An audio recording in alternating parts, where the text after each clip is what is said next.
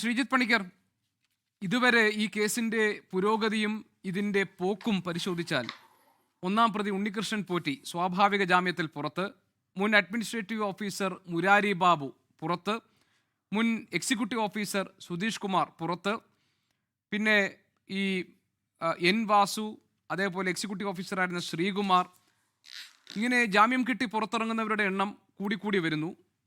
സ്വാഭാവിക ജാമ്യം കിട്ടിയവരുടെ പട്ടികയിലല്ല ഇവിടെ തന്ത്രി കണ്ഠര് രാജീവരുള്ളത്. കണ്ഠര് രാജീവർക്ക് ജാമ്യം കൊടുക്കുന്നതിന് കോടതി കൃത്യമായ ചില കാരണങ്ങൾ പറഞ്ഞിട്ടുണ്ട്. ഉന്നയിക്കപ്പെട്ട ആരോപണങ്ങളൊന്നും തെളിയിക്കാൻ ഒരു തരിമ്പ് തെളിവ് പോലും പ്രോസിക്യൂഷന് കോടതിക്ക് മുൻപേ ഹാജരാക്കാൻ കഴിഞ്ഞില്ല. പക്ഷേ SIT തന്ത്രി കണ്ഠര് രാജീവർ അറസ്റ്റ് ചെയ്യുമ്പോൾ പറഞ്ഞിരുന്നത് തന്ത്രിയുടെ അനുജ്ഞയാണ് എല്ലാ പ്രശ്നങ്ങൾക്കും ഉള്ള കാരണം എന്നായിരുന്നു. മാത്രമല്ല, പോറ്റിയെ ശബരിമലയിൽ എത്തിച്ചത് തന്ത്രിയാണ് എന്നായിരുന്നു. അതിനും പുറമെ തന്ത്രിക്കും കുടുംബാംഗങ്ങൾക്കും പല പേരുകളിൽ അവർക്ക് ആദായ നികുതി അറിയാത്ത അക്കൗണ്ടുകൾ ഉണ്ടായിരുന്നുവെന്നും അതിലൂടെ വലിയ സാമ്പത്തിക ഇടപാടുകൾ നടന്നിട്ടുണ്ട് എന്നുമൊക്കെയാണ്. ഇതിൻ്റെയൊക്കെ രേഖകൾ ഹാജരാക്കുന്നത് വരെ ജാമ്യം അനുവദിക്കരുതെന്നൊരു നിലപാട് SIT സ്വീകരിച്ചിരുന്നു. ഇതൊന്നും തന്നെ കോടതി അംഗീകരിച്ചിട്ടില്ല. അപ്പോഴിത് തന്ത്രിയുടെ കാര്യത്തിൽ തെളിവുകളുടെ അഭാവമാണ് കോടതി കാര്യമായി പറയുന്നതെങ്കിൽ, മറ്റുള്ളവരുടെ കാര്യത്തിൽ അവർക്ക് സ്വാഭാവിക ജാമ്യം കിട്ടാവുന്ന തരത്തിൽ കുറ്റപത്രം സമർപ്പിക്കാതെ അവിടെയും വെച്ച് താമസിപ്പിക്കലുണ്ടായിരിക്കുന്നു. ദിശ തെറ്റിപ്പോയ ഒരു അന്വേഷണത്തിൽ നേരിടുന്ന പ്രതിസന്ധികളാണോ നമ്മൾ ഈ കാണുന്നത്? ശ്രീ ഗോപികൃഷ്ണൻ, തീർച്ചയായിട്ടും. കാരണം ഈ ഒരു അന്വേഷണം തുടങ്ങി അതിൻ്റെ ആദ്യത്തെ നിരവധി ആഴ്ചകളിൽ പൂർണ്ണമായിട്ടും ഈ അന്വേഷണത്തിനെ പിന്തുണച്ചിരുന്ന ഒരാളാണ് ഞാൻ. SIT ശരിയായ രീതിയിൽ തന്നെയാണ് അന്വേഷിക്കുന്നത് എന്നുള്ളത് പറഞ്ഞിരുന്നയാളാണ് ഞാൻ. പക്ഷേ ഏതൊരു ഘട്ടത്തിലാണോ ഭണ്ഡാരിയിൽ നിന്നും ഗോവർദ്ധനിൽ നിന്നും കുറച്ച് സ്വർണം SIT റിക്കവർ ചെയ്തത്, ആ ഘട്ടം മുതൽ അവരുടെ ഇന്റൻഷൻസിനെ ഞാൻ ചോദ്യം ചെയ്തിരുന്നു. അന്നത്തെ ചർച്ചകളിൽ ഞാൻ പറഞ്ഞിരുന്നത്, SIT ഈ സ്വർണം റിക്കവർ ചെയ്യുന്ന സമയത്ത് അവർ പറഞ്ഞിരുന്നത് ഇത് ശബരിമലയിൽ നിന്ന് തട്ടിയ സ്വർണമല്ല, മറിച്ച് അതിന് തുല്യമായ അളവിലുള്ള സ്വർണമാണ് എന്നാണ് അവർ പറഞ്ഞിരുന്നത്. ഞങ്ങൾ ഒരു തരത്തിലും ഭീഷണിപ്പെടുത്താതെ അവർ സ്വമേധയാ കൊണ്ടുവന്നാണ് ഈ സ്വർണം തന്നിരുന്നത് എന്ന് പറഞ്ഞിരുന്നു. തൊണ്ടിയല്ലാത്ത സ്വർണം എന്തിനാണ് SIT കസ്റ്റഡിയിൽ എടുക്കുന്നത് എന്ന ചോദ്യത്തിന്റെ അടിസ്ഥാനത്തിലാണ് ഞാൻ അന്നു മുതൽ SITയെ തള്ളി പറഞ്ഞത്. അന്നത്തെ ചർച്ചയിൽ എനിക്ക് ഓർമ്മയുണ്ട്, ഞാൻ പറഞ്ഞത് തന്നെ ഈ തൊണ്ടി മുതലായിട്ട് എടുത്തിരിക്കുന്ന സ്വർണം ഈ കേസിലെ എസ്കത്തിയാണ് എന്നാണ്. നമുക്കറിയാം എസ്കത്തി എങ്ങനെയാണ് കേരളത്തിൽ വലിയ ചർച്ചാ വിഷയമായത് എന്ന് നമുക്കറിയാം. അതേപോലെയുള്ള എസ്കത്തി നിർമ്മാണമാണ് SIT നടത്തിയിരിക്കുന്നത് എന്നാണ് ഞാൻ അന്ന് പറഞ്ഞത്. അതേപോലെ പിന്നീട് തന്ത്രിയെ അറസ്റ്റ് ചെയ്തിരുന്ന സമയത്ത് ഇതേപോലെ ഞാൻ പറഞ്ഞിരുന്നു, അറസ്റ്റ് ചെയ്യാനായിട്ട് മതിയായ കാരണമില്ല, ഈ കേസിലെ ഏറ്റവും ദുർബലമായിട്ടുള്ള റിമാൻഡ് റിപ്പോർട്ടാണ് തന്ത്രിയെ അറസ്റ്റ് ചെയ്തതിന് ശേഷം സബ്മിറ്റ് ചെയ്തിരിക്കുന്നത് എന്ന്. താങ്കൾ പറഞ്ഞതുപോലെ പോറ്റി എവിടെ എത്തിച്ചു എന്ന് പറയുന്നു, അനുജ്ഞ കൊടുത്തില്ല എന്ന് പറഞ്ഞു. ഇത് അവിടെ നിന്ന് പാളികളൊക്കെ തന്നെ എടുത്തുകൊണ്ട് പോകുന്ന സമയത്ത് ദേവസ്വം ബോർഡിൽ അദ്ദേഹം അത് റിപ്പോർട്ട് ചെയ്തില്ല എന്ന് പറഞ്ഞു. അതുവഴി മൗനാനുവാദം കൊടുത്തു എന്ന് പറഞ്ഞു. പോറ്റിയുമായി ചേർന്ന് ഗൂഢാലോചന നടത്തി എന്ന് പറഞ്ഞു. അപ്പൊ ഇത്രയും കാര്യങ്ങൾ നോക്കുമ്പോൾ ശ്രീരാംപുരയിൽ ഉണ്ടായിരുന്നു, ശ്രീരാംപുരയിൽ നിന്ന് ഇവർ ഒരേ സമയത്ത് പ്രവർത്തിച്ചിരുന്ന ആൾക്കാരാണ്, അവിടെ നിന്നാണ് ഇവിടെ കൊണ്ടുവന്നത് എന്നൊക്കെ പറയുമ്പോൾ വളരെ കൃത്യമായിട്ട് തന്ത്രിയുടെ ഭാഗത്തു നിന്നുള്ള ബെയിൽ ആപ്ലിക്കേഷൻ പരിശോധിച്ചാൽ അതിൽ ശ്രീരാംപുരയിലെ ക്ഷേത്രത്തിൽ നിന്നുള്ള റെക്കോർഡുകളുടെ അടിസ്ഥാനത്തിൽ ഇവർ പറയുന്നുണ്ട് അവിടെ 1997 മുതൽ 2003 വരെയുള്ള പീരീഡിലാണ് ഉണ്ണികൃഷ്ണൻ പോറ്റി അവിടെ കീഴ്ശാന്തിയായിട്ട് പ്രവർത്തിച്ചിരുന്നത്. എന്നാൽ ശ്രീ രാജീവര് അവിടെ തന്ത്രിയായിട്ട് പ്രവർത്തിച്ചത് 2005 മുതൽ 2015 വരെയാണ്. അപ്പൊ ഇവർ ഓവർലാപ്പിംഗ് പീരീഡിൽ ഒരേ സമയത്ത് അവിടെ പ്രവർത്തിച്ചിട്ടില്ല. അതിനു മുമ്പ് തന്ത്രം വേറെയാളാണ് താഴ്മൻ കുടുംബത്തിൽ നിന്ന് ചെയ്തിരുന്നത് എന്നുള്ളത് വ്യക്തമായിട്ടുള്ള കാര്യമാണ്. അതിനെ SITക്ക് മറികടക്കാനായിട്ട് സാധിച്ചില്ല എന്നുള്ളത് ഒരു കാര്യം. രണ്ട്, ആദ്യം മുതൽ തന്നെ നമ്മുടെ ഒരു വാദം സെപ്പറേഷൻ ഓഫ് പവേഴ്സ് എന്ന് പറയുന്നത് ശബരിമലയുമായി ബന്ധപ്പെട്ട് ദേവസ്വം ബോർഡുമായി ബന്ധപ്പെട്ട് ക്ലിയർലി ഡിഫൈൻഡ് ആണ്. തന്ത്രിക്ക് മതപരമായിട്ടുള്ള ചടങ്ങുകൾ, ആചാരം, പൂജ, ഈ കാര്യങ്ങളുടെ കസ്റ്റോഡിയൻ എന്ന രീതിയിലാണ് അദ്ദേഹം അറിയപ്പെടുന്നത്. അപ്പോൾ അതിന്റെ അഡ്മിനിസ്ട്രേഷനുമായി ബന്ധപ്പെട്ട കാര്യങ്ങൾ, ഇത്തരത്തിലുള്ള ഉരുപ്പടികളുടെ കാര്യത്തിലുള്ള റിപ്പയർ, മെയിൻ്റനൻസ്, അപ്കീപ്പ് തുടങ്ങിയ കാര്യങ്ങൾക്കെല്ലാം തന്നെ കസ്റ്റോഡിയൻ ദേവസ്വം ബോർഡാണ്. ഒരിക്കലും ഇത് അങ്ങോട്ടും ഇങ്ങോട്ടും എക്സ്ചേഞ്ച് ചെയ്യാൻ കഴിയുന്ന റോളല്ല. അതുകൊണ്ട് തന്നെ ഏതെങ്കിലും കാര്യത്തിൽ തന്ത്രിയോട് അഭിപ്രായം ചോദിക്കുന്നുണ്ട് എങ്കിൽ പോലും ആ അഭിപ്രായം ചോദിക്കുന്നത് തന്നെ രേഖാമൂലമായിരിക്കണം. എഴുതി കൊടുത്ത് തന്ത്രിയുടെ അഭിപ്രായം എന്താണ് എന്ന് ആരാഞ്ഞിട്ട് മറുപടി വാങ്ങുകയാണ് വേണ്ടത്. അതല്ലാതെ ഒരു വിഷയത്തിലും അഭിപ്രായം പറയാനായിട്ടോ സൂപ്പർവൈസറി പവേഴ്സോ ഒന്നും തന്നെ തന്ത്രിക്കില്ല എന്നുള്ളത് വളരെ കൃത്യമായിട്ടുള്ള ഒരു കാര്യമാണ്. ഇന്ന് ഈ ജാമ്യ ഉത്തരവിൽ കൂടി അത് കുറച്ചുകൂടി എസ്റ്റാബ്ലിഷ്ഡ് ആണ്.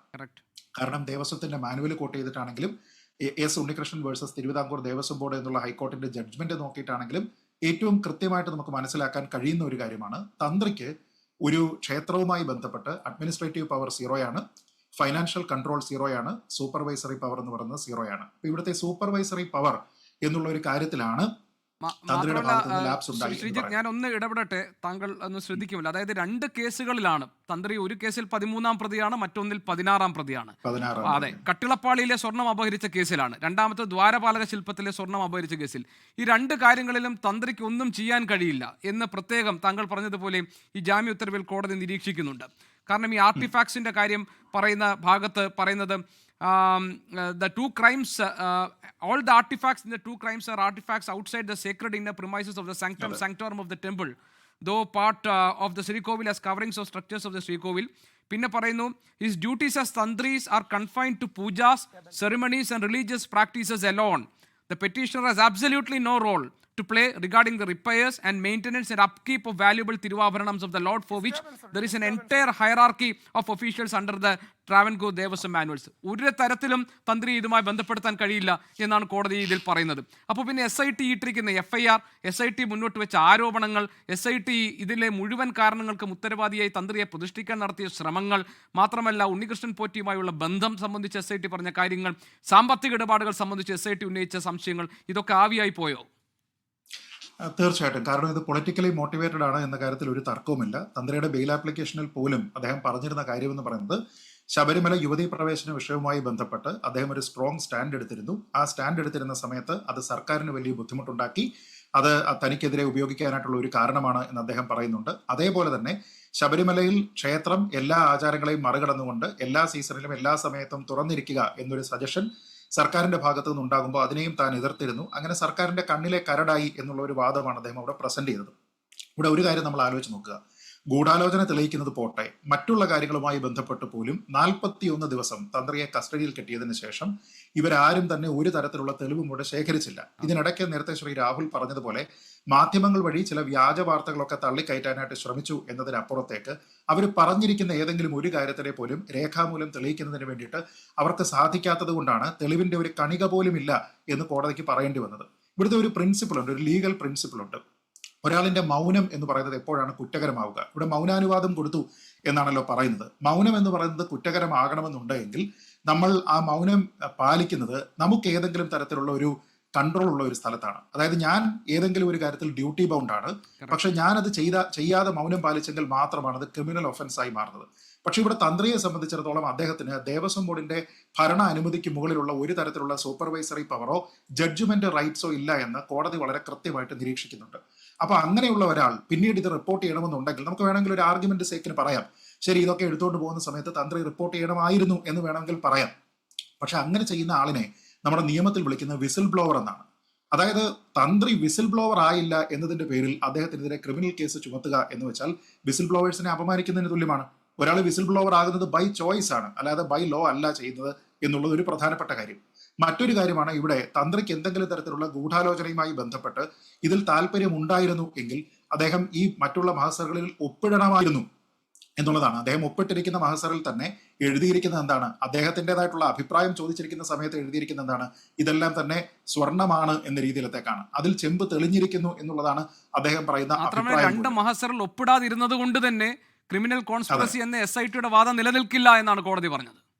തീർച്ചയായിട്ടും. കാരണം അത് ഈ പ്രോസസ്സിനെ സ്മൂത്ത് ആക്കി എടുക്കണമായിരുന്നുവെങ്കിൽ if he were a party to it അദ്ദേഹം ചെയ്യേണ്ടത് അതിൽ ഒപ്പിട്ട് കൊടുക്കുകയാണ്.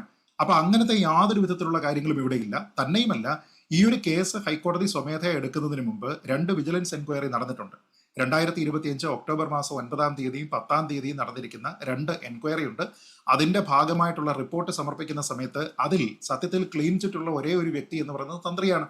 മറ്റുള്ള എല്ലാ ആൾക്കാരും ഇത് ചെമ്പ് പാളികളാണ് എന്ന് പറയുന്ന സമയത്ത് സ്വർണം ചേർന്നിരിക്കുന്ന കാര്യത്തിൽ ചെമ്പിനെ കൂടുതലായിട്ട് തെളിഞ്ഞു കാണുന്നു എന്ന് പറഞ്ഞിരിക്കുന്നതിൽ സത്യം പറഞ്ഞിരിക്കുന്നത് അദ്ദേഹമാണ്. അപ്പൊ സത്യം പറഞ്ഞതിന്റെ പേരിൽ ഒരാളിനെ അറസ്റ്റ് ചെയ്യുക, മൗനാനുവാദം എന്ന് പറഞ്ഞിട്ടുള്ള ഒരു കാര്യം കൊടുക്കാനായിട്ടുള്ള ഒരു പൊസിഷൻ ഓഫ് പവറിലും അല്ലാത്ത ഒരു തരത്തിലുള്ള ജഡ്ജ്മെന്റ് റൈറ്റും ഇല്ലാത്ത ഒരു വ്യക്തിയെ അത് ചെയ്തില്ല എന്നതിന്റെ പേരിൽ അറസ്റ്റ് ചെയ്തിട്ട് കൊണ്ടുപോയി ഇടുക എന്ന് പറഞ്ഞു കഴിഞ്ഞാൽ ഇവിടെ ഈ ഹിന്ദു വിശ്വാസത്തിന്റെ കൂടി കസ്റ്റോഡിയൻ ആയിരിക്കുന്ന ഒരു വ്യക്തിയോട് കാണിക്കുന്ന തികഞ്ഞ അവഹേളനമാണ്. ശരി ശരി. അപ്പൊ അവിടെയാണ് SIT എന്തിനത് ചെയ്യുന്നു രാഷ്ട്രീയ പ്രേരിതമല്ലെങ്കിൽ അത് എന്തുകൊണ്ട് ചെയ്യുന്നില്ല എന്നുള്ളത്. അതുകൊണ്ടാണ് ഞാൻ പറയുന്നത് തന്ത്രിയുടെ ബെയിൽ ആപ്ലിക്കേഷനിൽ പറഞ്ഞിരിക്കുന്ന രാഷ്ട്രീയ പ്രേരിതമാണ്, ശബരിമലയുമായി ബന്ധപ്പെട്ട സർക്കാർ താല്പര്യത്തിന് വിരുദ്ധമായി ഒരു തടസ്സമായി താൻ നിന്നു എന്നതിന്റെ അടിസ്ഥാനത്തിലാണ് തന്നെ ഇതിൽ പ്രതി ചേർത്തിരിക്കുന്നത് എന്ന് അദ്ദേഹം പറയുന്ന വാദത്തിന് കൂടുതൽ ബലം കിട്ടുന്നത് ഈ സാഹചര്യത്തിലാണെന്നാണ് ശ്രീ ഗോപികൃഷ്ണൻ ഞാൻ കരുതുന്നത്.